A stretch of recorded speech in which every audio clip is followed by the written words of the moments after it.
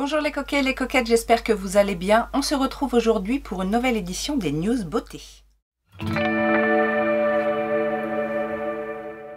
Une nouvelle édition effectivement en cette fin janvier puisqu'il y a eu comme d'habitude énormément de nouvelles, énormément de nouveautés dans le monde du make-up et de la cosmétique en général et je suis là pour vous les présenter. Alors je me présente, je suis Laetitia la coquette, passionnée de make-up et des cosmétiques en général et de temps en temps, la preuve, je me transforme en journaliste beauté pour votre plus grand plaisir. Si ces sujets vous intéressent et que vous passez là par hasard, n'hésitez pas à vous abonner, à enclencher la cloche de notification, à me rejoindre sur mes réseaux sociaux que sont Facebook et Instagram, vous avez les liens en barre d'informations. Et n'oubliez pas surtout, avant de partir, les petits pouces en l'air et un petit commentaire, ça fait toujours plaisir. On va donc commencer avec les news des marques. Qu'est-ce qui s'est passé ces derniers temps dans la beauty sphère? Quelles sont les marques qui se sont fait remarquer? Eh bien, on va commencer tout simplement avec Urban Decay. Vous avez peut-être entendu parler de la disparition de la marque en France. Alors, beaucoup ont décrété que c'était la disparition totale de la marque. Mais non, Urban Decay a juste décidé de se retirer de ses points de vente en France. Mais ça ne veut pas dire que la marque ne sera plus accessible en France. Elle reste de toute façon accessible sur tous les e-shops très connus comme Look Fantastic, Beauty Bay et j'en passe. Bien évidemment, il y en a plein d'autres. Donc ça ne veut pas dire qu'on ne trouvera plus la marque en France. C'est tout simplement qu'elle ne sera plus sur des sites physiques tels que Sephora auparavant. Alors certes, il doit y avoir du remue-ménage chez Urban Decay. Il y a effectivement la disparition du site urbandecay.fr qui a secoué un petit peu, le retrait des produits en magasin, mais je pense qu'il se trame quelque chose et je pense que Urban Decay a enfin compris qu'il fallait se recentrer sur l'essentiel pour être de nouveau compétitif, parce que le monde des cosmétiques est effectivement très féroce et qu'il est difficile de se faire une place, mais on espère, on lui souhaite bien du courage pour pouvoir revenir un petit peu dans nos cœurs. Je vous en avais parlé dans mon dernier vlog, mais ça y est, enfin, la nouvelle peut être criée sur tous les toits. Martine Cosmétique est enfin disponible sur le site de Beauty Bay. Alors je vous disais, c'est effectivement une grande nouvelle pour la marque parce que ça va lui ouvrir énormément de portes. Ça va vraiment capter une clientèle qui n'était pas jusqu'à présent très au courant de cette marque. C'est un gros coup de pub pour Martine et Gaëlle Garcia, la créatrice de la marque.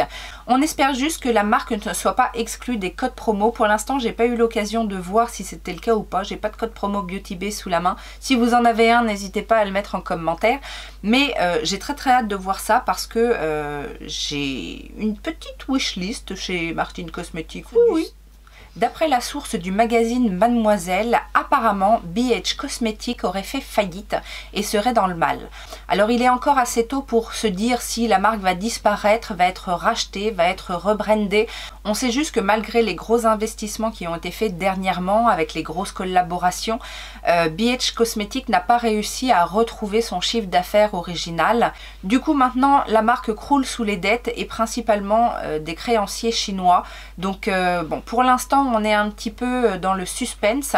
N'hésitez pas à vous abonner à la newsletter du site officiel parce qu'on ne sait jamais, il peut y avoir un déstockage massif d'ici peu. Mais en tout cas, c'est pas une très bonne nouvelle. Vous savez que je suis très attachée à la marque BH Cosmétique, même si ces derniers temps, je l'ai un petit peu délaissée.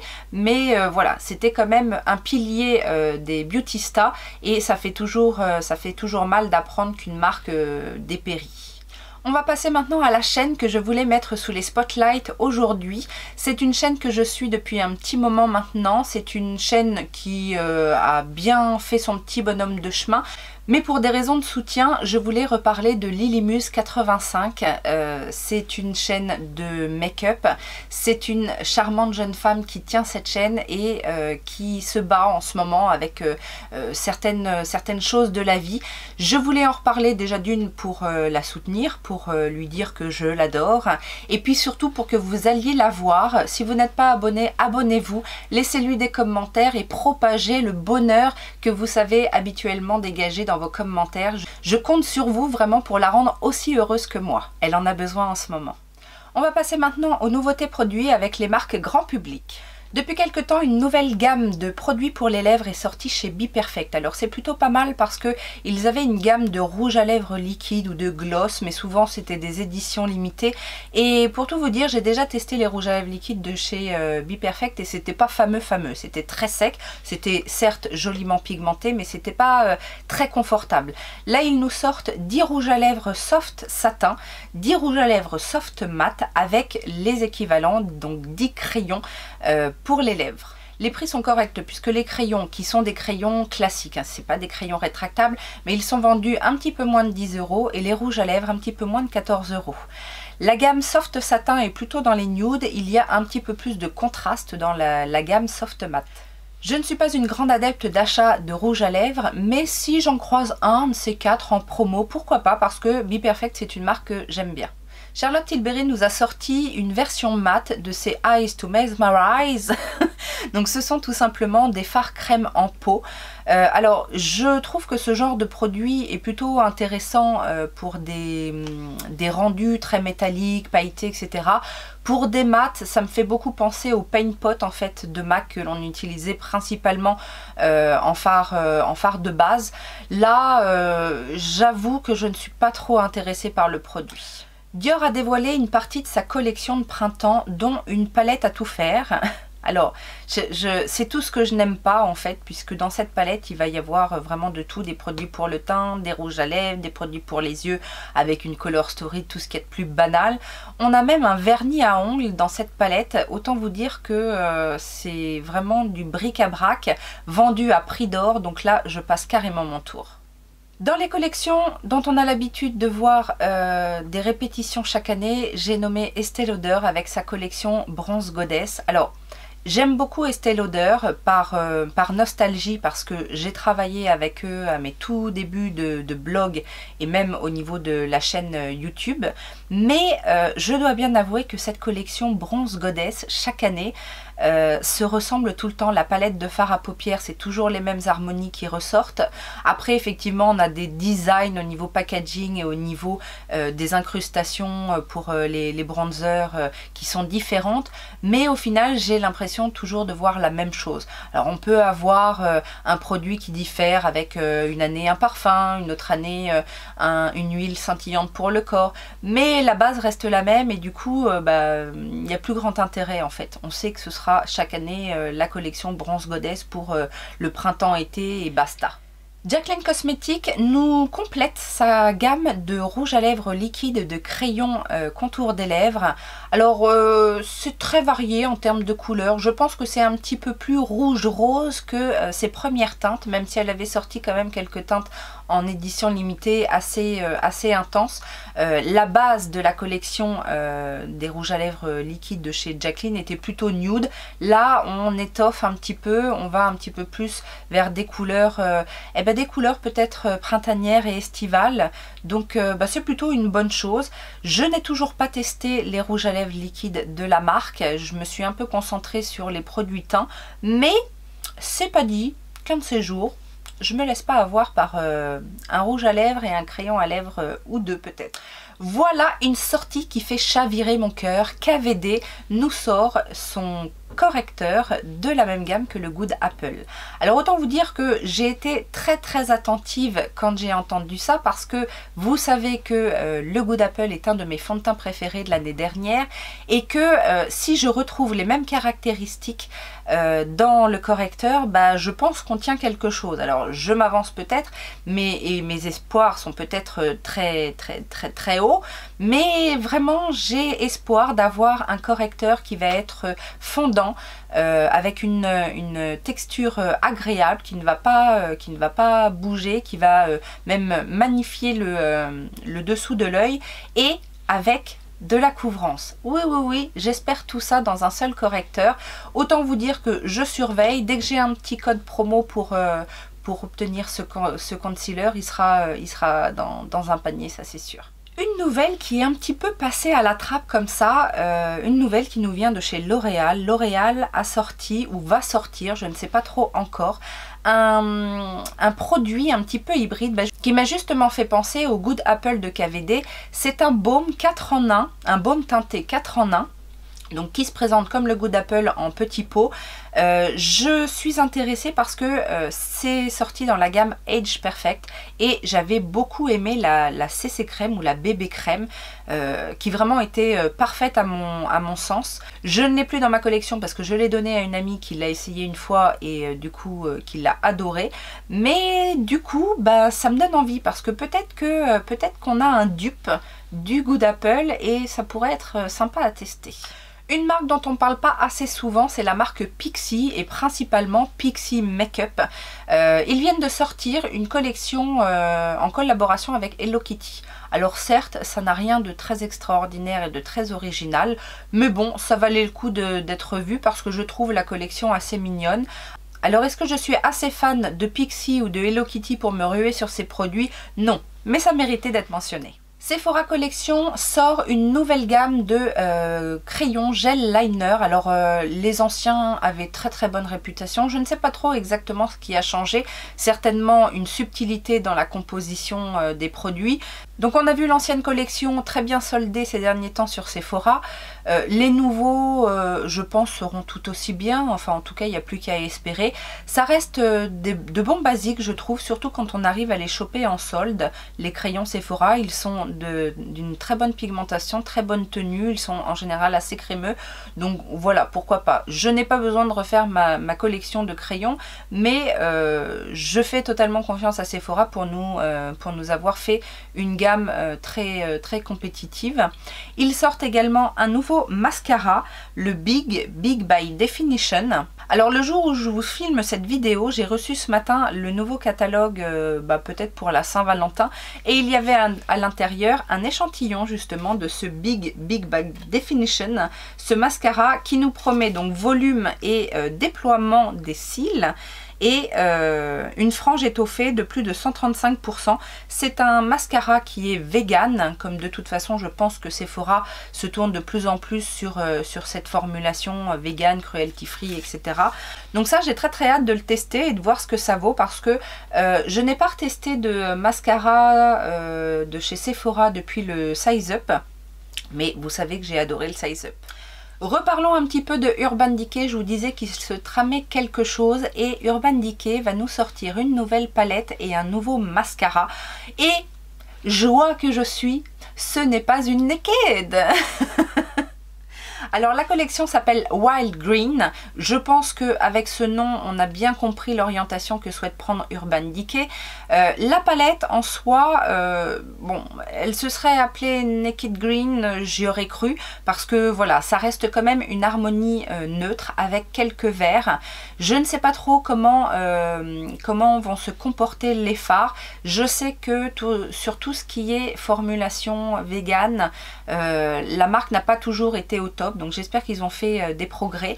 Et pareil pour le mascara. Alors le dernier mascara de chez Urban Decay était mon préféré d'il y a 2 ans. C'était le Lash Freak, avec une brosse incroyable.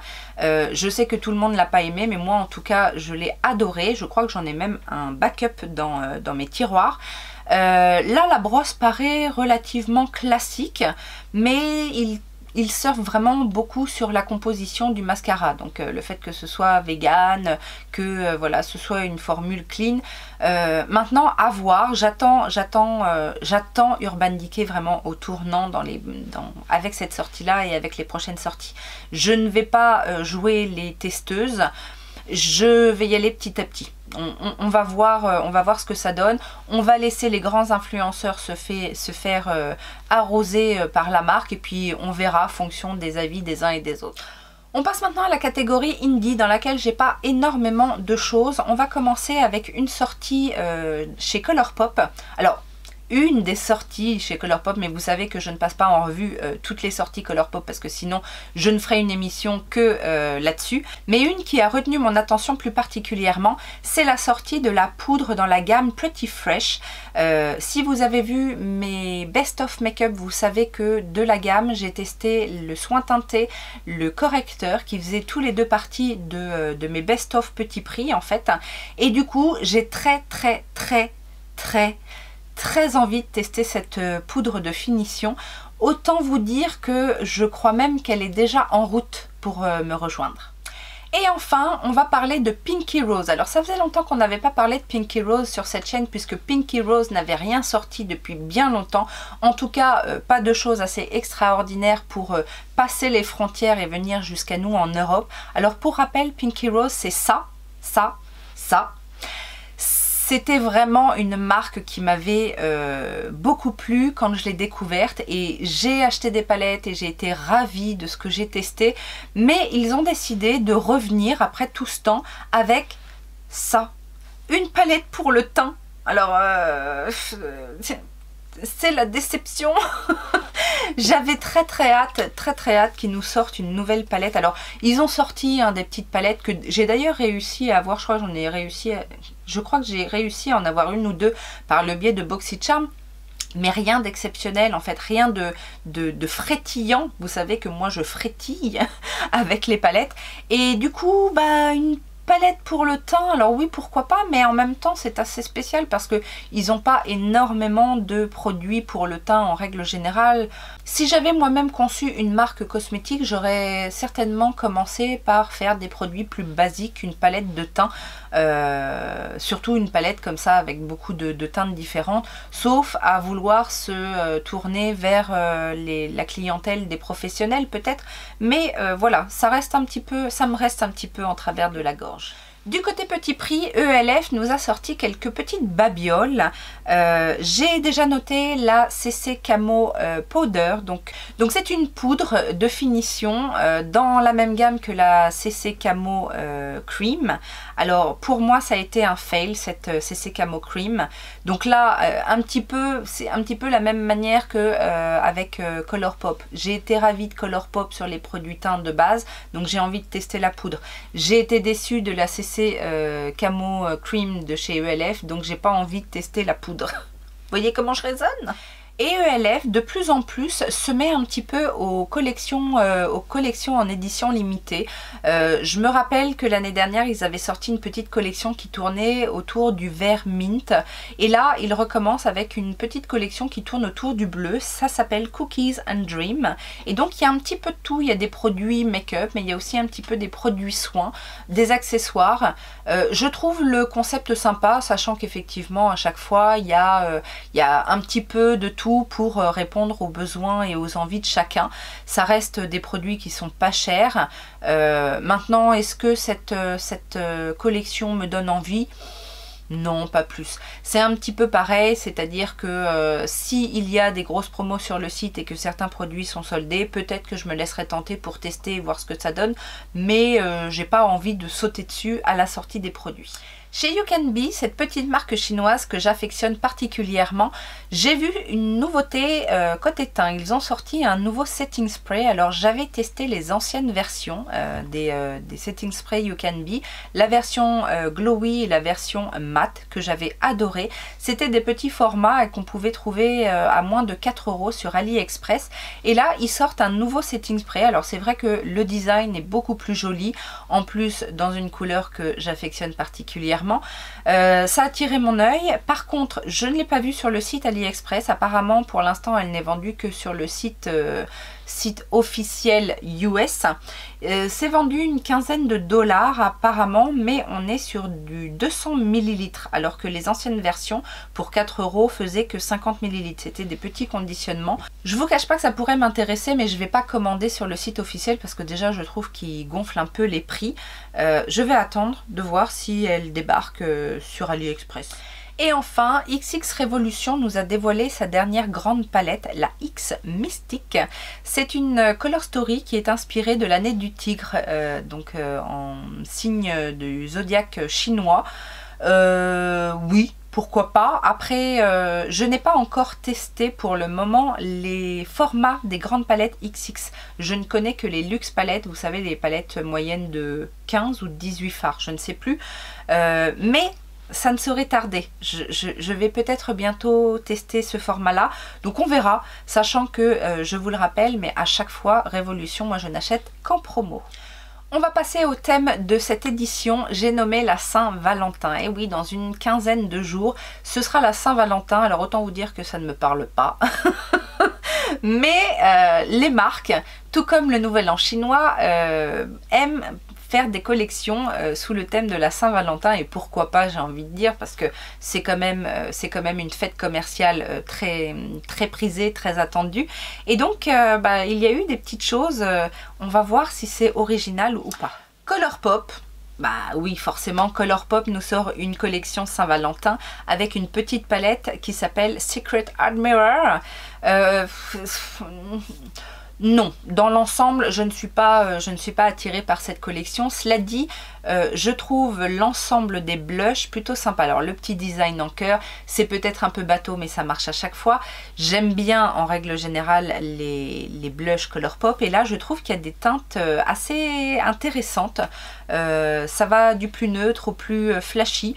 Donc ça, c'est le genre de choses qu'effectivement je peux mettre dans ma wishlist et qu'à un moment donné, je mets dans le panier parce qu'il y a une promo en cours, quoi. Kiko a sorti depuis quelque temps maintenant sa collection Saint-Valentin qui tourne autour du thème chocolat. Alors ça aurait pu m'appeler, hein, mais je n'ai pas trouvé la collection Sweet Affair très attrayante. En termes de produits dans la collection, il n'y a rien de très novateur. C'est une collection assez banale, pas trop garnie. Il y a ce qu'il faut, mais pas trop non plus. Il n'y a pas d'originalité. Le côté chocolat, ça m'intéresse pas trop. La palette de fard à paupières, c'est du neutre, c'est pas non, c'est pas ce qui m'appelle. Là, il n'y a aucun produit qui me donne envie dans cette collection. Donc je passerai mon tour sur la collection Kiko. Kylie Cosmetics par contre nous a sorti une jolie collection bien détaillée avec une palette de fard à paupières, des blushs crème, des rouges à lèvres, des kits, des glosses, enfin il y a vraiment de tout. La box de communication est effectivement très jolie. Maintenant si on regarde de plus près, la palette, bon, avec les pannes en forme de cœur, c'est quand même encore assez kitsch. Ça fait beaucoup penser à du Colourpop en plus, mais en un peu plus cher. Donc voilà, je ne suis pas plus attirée que ça. C'est joli, il y a eu un effort de fait sur cette collection, mais ça ne m'attire pas. Vous n'avez pas pu passer à côté du petit coffret de Natasha Denona avec sa mini crush plus un pinceau estompeur, parce que on la voit partout. Si vous regardez YouTube et les revues make-up du moment, c'est ça partout. Alors c'est une mini, c'est déjà pas gagné pour moi, et en plus dans le lot il y a déjà des fards que j'ai déjà dans d'autres palettes. Il y a la teinte Claret qui est en fait le rouge métallique de la palette Metropolis, il y a la teinte Soul qui est disponible dans la Love palette que j'ai également, et les autres fards me font beaucoup penser à des teintes qu'on a dans la rétro qui est sortie il n'y a pas si longtemps que ça. Donc non, vous ne verrez pas la revue de cette palette sur ma chaîne, je suis désolée. Et enfin, dans les marques indie, il y a quand même des petites sorties pour la Saint-Valentin, même si les marques indie ont généralement plus de créativité pour Halloween. Mais là, Peachy Queen a décidé de faire une petite palette plutôt sympathique. En tout cas, l'harmonie est très Saint-Valentinesque. Et j'ai bien aimé l'idée en fait de s'associer à Betty Boop pour cette palette, parce que c'est vrai que on a beaucoup de collaborations avec des personnages féminins, Barbie, Hello Kitty, enfin toute cette clique-là. Et pour moi, Betty Boop, c'est un personnage qui est super sexy et très attachant. Donc je suis contente de la retrouver dans une collab comme ça. Après, bon, j'ai testé Peachy Queen, j'aime bien. Mais en ce moment, ils n'ont pas grand-chose qui m'intéresse. Donc je ne passerai pas commande juste pour cette petite palette. Pas grand chose dans la catégorie what the fuck ces derniers temps, mais j'ai quand même noté quelques petites choses. Le premier produit, enfin c'est une marque, j'ai découvert ça en fait en me baladant sur le site Nocibé, et c'est juste ma réaction en fait qui m'a fait rire, parce que j'ai trouvé une marque, alors très épurée en termes de design, par contre les prix ne sont pas épurés du tout, et ça m'a fait rire parce que après la prairie, la mer, on a la colline. Alors je me suis dit c'est marrant quand même parce que toutes les marques comme ça qui ont une connotation géologique, géographique, je ne sais pas comment dire, mais voilà, la prairie, la mer, la colline, ce sont toutes des marques très très chères. Donc je pense qu'il doit y avoir des droits à payer pour pouvoir utiliser ces noms parce que c'est incroyable. Alors j'ai quand même regardé un petit peu ce qu'il en était de la colline. C'est une marque qui a une quinzaine d'années, je crois, une quinzaine d'années, qui surfe sur les technologies cosmétiques suisses qui sont assez réputées, à vrai dire. Ils ont effectivement quelques brevets. Maintenant, est-ce que ça justifie les prix? Je ne pense pas. Mais voilà, je voulais faire un petit clin d'œil parce que je trouvais ça marrant. Et le produit What the Fuck du moment, alors c'est un produit tout petit prix, mais j'ai envie de dire pourquoi avoir sorti ça. Il s'agit d'un produit révolution. J'ai nommé le spray à Soap Brow. Alors vous savez le Soap Brow, quand on fait ses sourcils avec un savon ou avec une pâte spéciale qui doit être humidifiée, en général on l'humidifie avec soit de l'eau, c'est ce qui est plus économique je pense, soit avec un setting spray éventuellement si vous avez un setting spray sous la main. Mais pourquoi créer un spray spécial Soap Brow?